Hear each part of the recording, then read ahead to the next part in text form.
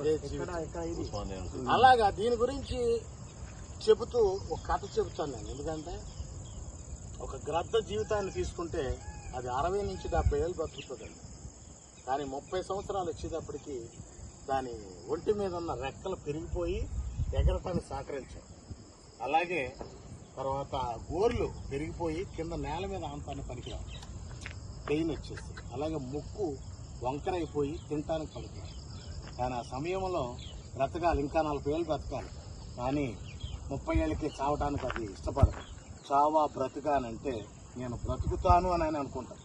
అప్పుడు అది ఎత్తైన ప్రదేశంలో ఒక కొండ మీదకి వెళ్ళిపోయి 90 రోజులు అది పట్టుదలగా ఈ ఒంటి మీద ఉన్న ఈకలన్నీ తీసేసుకుని ముక్కుని ఈ కొండకేసి కొట్టేసుకుని ఈ కాళ్ళ గోరుల్ని లాగి చేసుకుని 90 రోజులు అజ్ఞాతవాసం అనుభవిస్తుంది.